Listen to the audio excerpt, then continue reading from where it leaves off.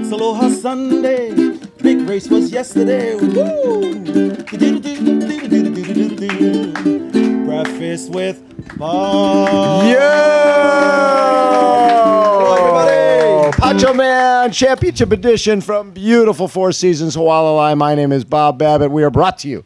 AS Mile, Plex Polar, Hoka One Velo Fix, Normatec, again, Four Seasons, Hualalai, MEO Power Breather. Our next guest, big breakthrough, third yesterday, 2:45 marathon, Mr. David McNamee from Scotland. How about a round of applause for Mr. David McNamee? How you doing, David?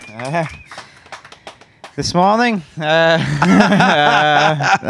very good. You know, the adrenaline is still here. I still don't really feel too much pain. I'm sure tomorrow when I wake up and the adrenaline's done and dusted, it's going to be a whole different world. So growing up swimming in Scotland, correct? Yep. Yeah. I grew up in Scotland, started life as a swimmer, and yeah, I swam for 10 years before I switched over to triathlon. And ITU. So it was the goal to get to the Olympics? Initially, when I switched to triathlon, it was out of boredom more than anything. It was just tired of looking at the black line. I'd followed the black line for 10 years, and you know, instead of getting any faster, I was actually getting slower as a swimmer. And yeah, I switched over just to try something different. And yeah, initially it was just for the enjoyment, but yeah, 1-2 years later, it sort of started to go in my head, well, maybe I can actually be quite good at this. Well, yeah, Commonwealth Games. What were some of your best performances in ITU? So Commonwealth Games was special because I was in Scotland that year, 2014. I finished 7th. But then also, probably the highlight of my ITU career was 2011. I was second at World Under-23 Championships. Yes. So yeah, for me, that's the two standout performances I had, and obviously yesterday sort of trumps everything. So yeah, it's all about Ironman. When did you start thinking about going a little longer and potentially, because that's a huge jump. You're jumping from basically an hour and 45-minute race to an 8-hour race. I was sort of end of 2014. We had Commonwealth Games. Realistically, I knew that sort of to make Rio Olympics was going to be almost impossible for me. You know, yeah. And Britain were very good at ITU triathlon. So yeah, for me, it was the back end of 2014, and I wanted to have something to inspire me. And ITU racing just didn't inspire me anymore. So I got out the Ironman calendar and sort of seen Ironman South Africa, and I thought, well, I have 3 months to train for this. Sort of, we'll go there and see what happens. And yeah, I sort of did the race, and yeah. As you go, you were a pro. Yeah. How'd you do? I think I finished 7th. It was the year that Frederick Van Leer destroyed everyone. Yes. I think I was a good half an hour behind Frederick, but and I remember just crossing the finish line, and it was strange. It's the first time I've ever actually felt proud just to have finished something. Yes. Rather than being disappointed on time or anything else, you're like, hey, I'm just excited I got to the finish line. Yeah, no, for sure. And I think that's probably what everyone goes through, especially at the first Ironman. And then your Ironman win at the UK in 2015. Was that the first Ironman win? Yep. So it was my second Ironman, and yeah, it'd been a long time since I've actually won something. You know, I'd fight you like 6th or 7th place would be like an incredible performance for me.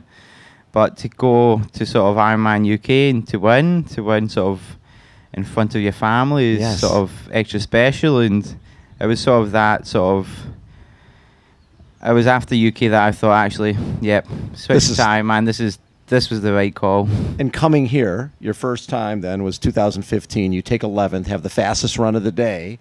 So your thoughts on this island and racing. ITU races, there's a lot of spectacle, Commonwealth Games. You've raced on the big stages.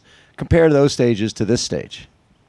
For me personally, it's sort of, this is the biggest stage. Sort of, when I remember being a kid, sort of sneaking out of bed early in the morning to watch this crazy sport called Ironman and on Transworld Sports in the UK. Yes.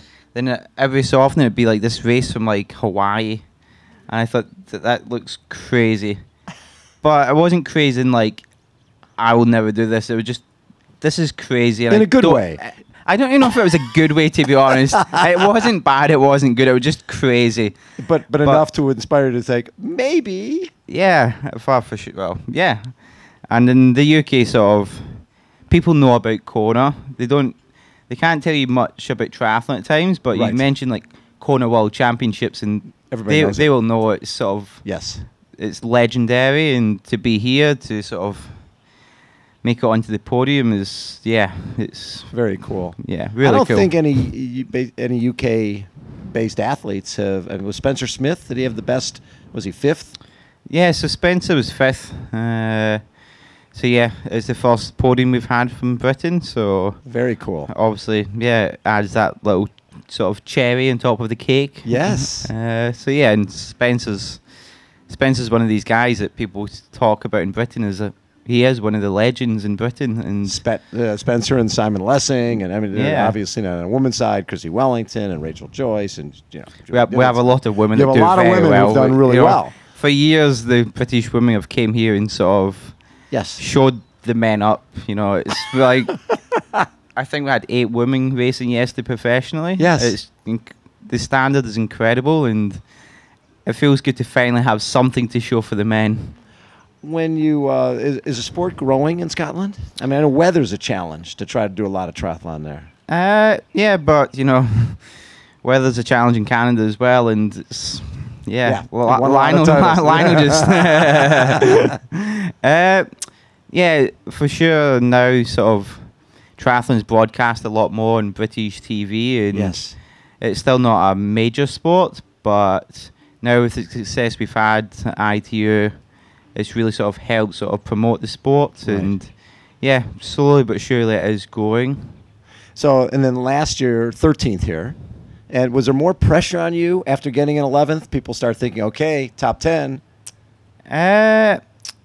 Yeah, I think I came here the first year, and to be honest, the first year I had no idea what to expect. I came here for experience. Sure. And I think when you race without any pressure on your shoulders, that's when you perform sometimes better than you even expect. Right.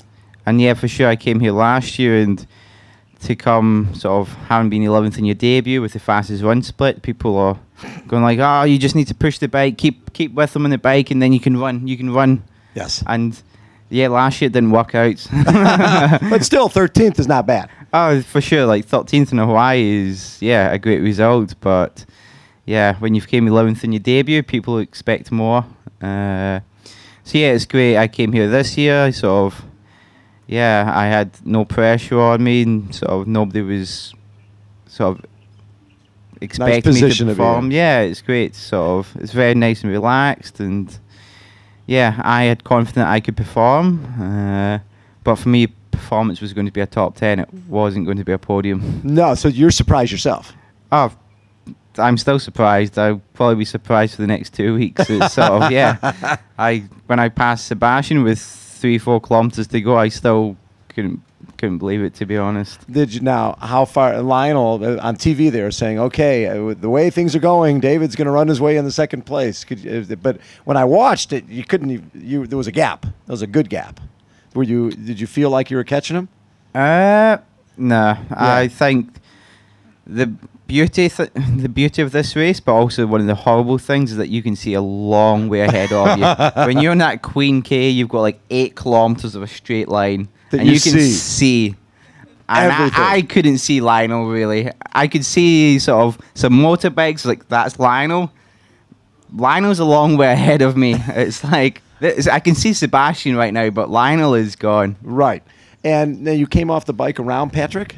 Yeah, so me and Patrick sort of rode together from the top of High V all the way back, which obviously worked out good for both of us.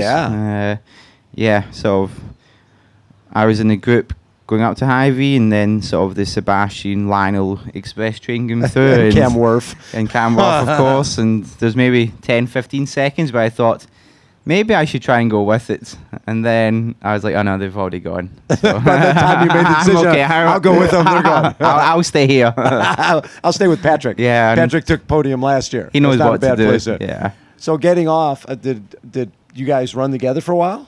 Yep. So obviously, Patrick's the best runner the sport's ever seen. Ever. But the beauty of Patrick is that he can even split the marathon, which nobody else in the world can.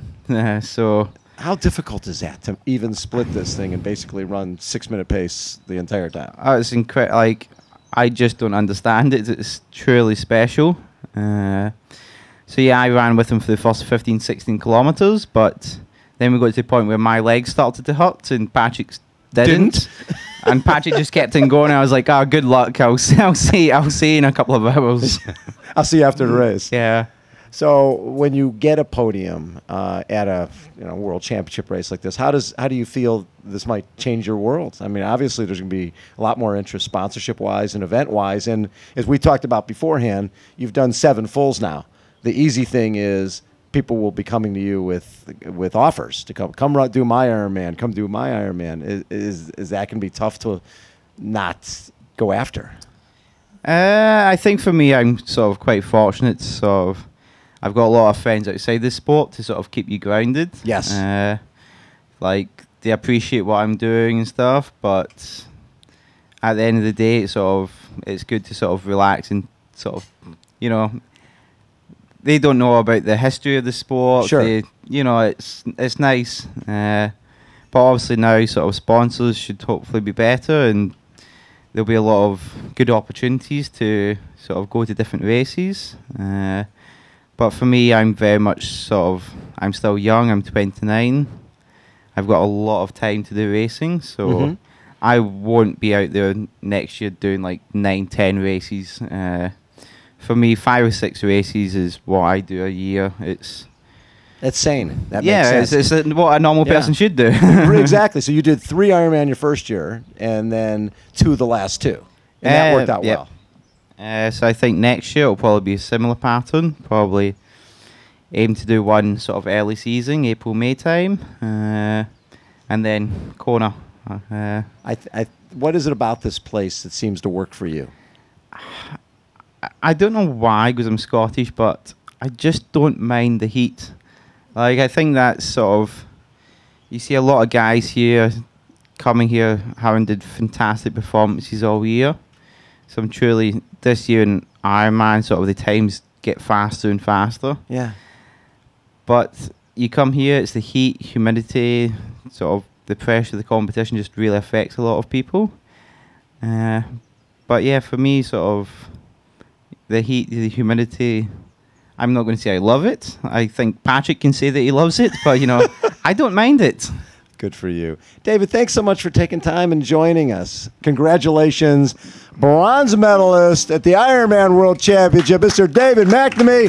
Poncho Man, take us out. It's Aloha Sunday. The race was yesterday. It's breakfast with Bob. World Championship edition here at Four Seasons Hualalai. We're out.